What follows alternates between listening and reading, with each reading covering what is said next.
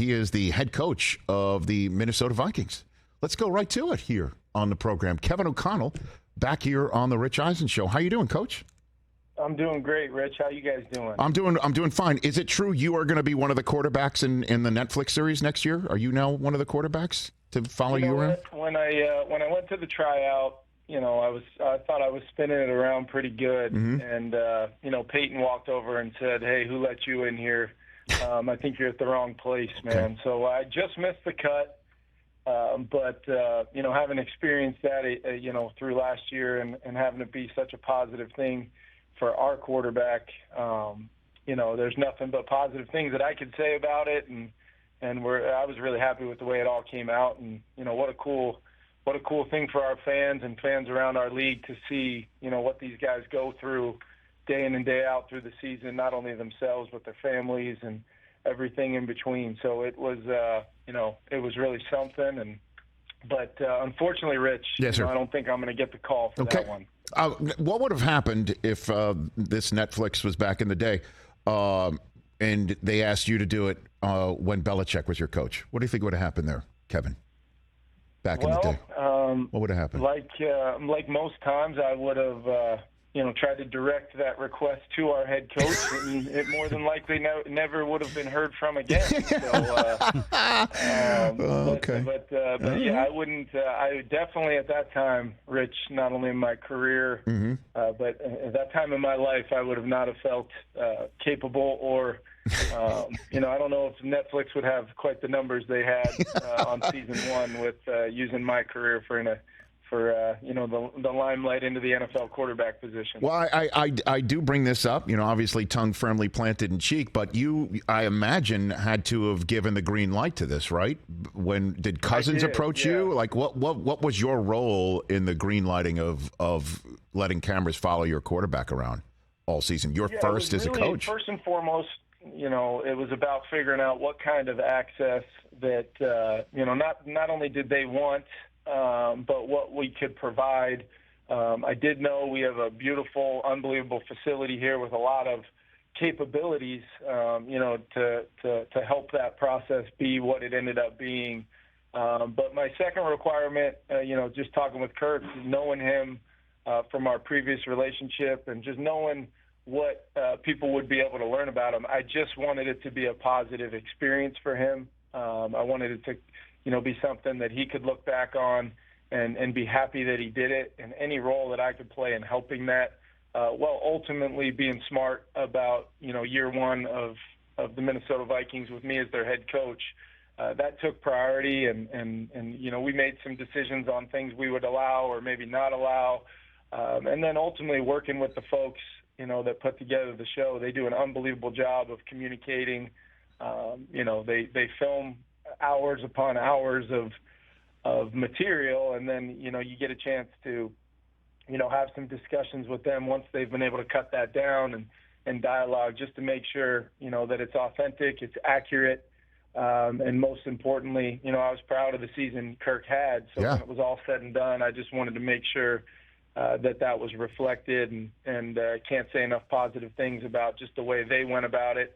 And then Kirk and his wife Julie and just their willingness, to really open up more than just the quarterback room, more than just Kirk's preparation for games, but open up, the door to for fans to see what a family goes through, not only just a day in the life, but an entire season in the life of a guy that's been playing quarterback for a long time. So just wanted to make sure we were all on the same page. And in the end, like I said, I was really happy with the way, Kirk was, portrayed, because it was an accurate portrayal of, what fans learned about him is who he is, and authentically who he is, and why last year was such a positive for him and I working together. Yeah, that was going to be my last question, so I'll ask it anyway before we move on to other matters with the Vikings. I don't know how much of quarterback you were able to see, but that said, what do you think fans watching that documentary learned about Kirk Cousins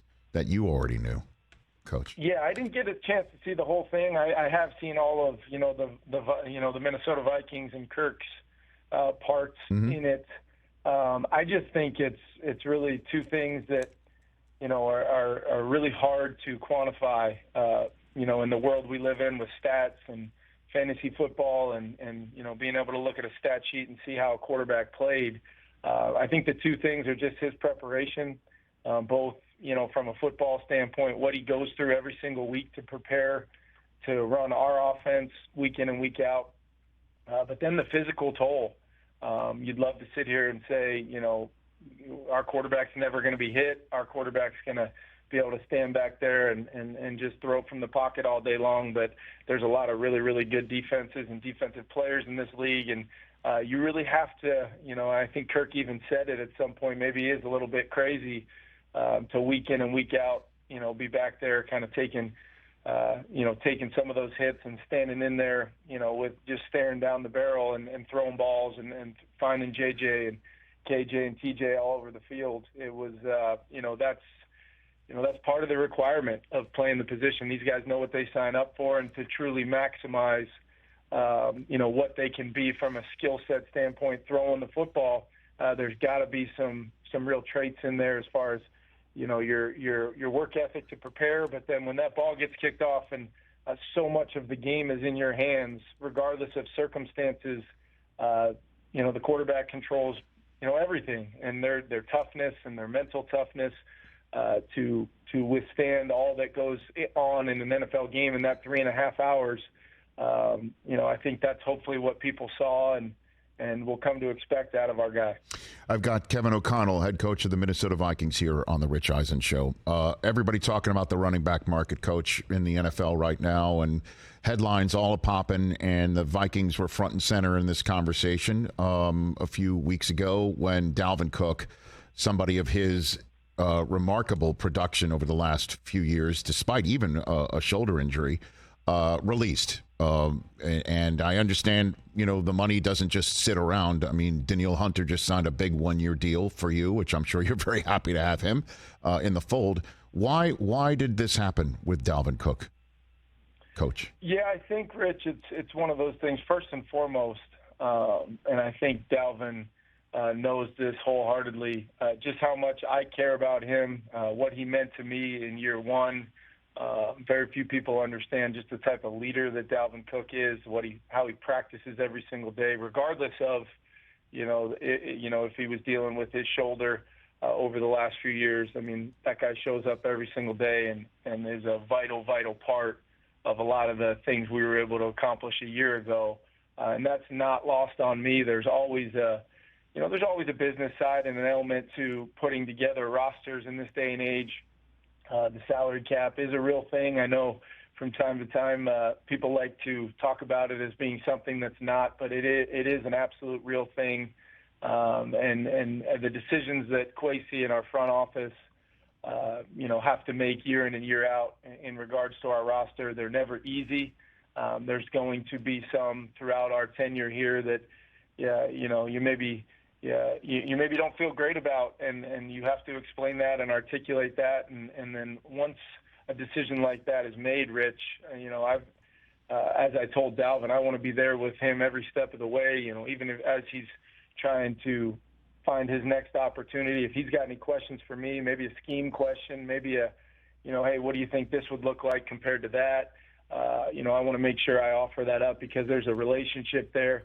And the respect I have for him, and quite frankly, the career he had here in Minnesota is one that he should be proud of. But I know all of our Vikings fans and everybody in this organization will always put Dalvin Cook in a place, high up on the mantle of somebody that did it the right way and poured it out for this organization. And I have no doubt, whoever's lucky enough to sign him for this season and beyond is going to get, a really, really good player.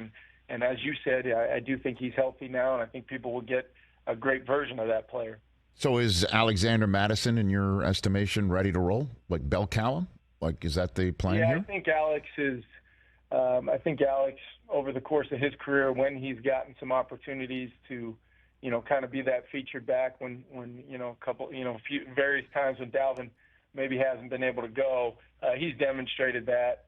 He's clearly, a different style of a back from Dalvin Cook, but Alex is absolutely ready. He's off to a great start in camp. He had a great spring, and we're really looking to feature him as that guy and allow him to get comfortable in that role for us, while also seeing if we can develop some good depth and competition behind him to make sure we feel as good as we can about that running back room.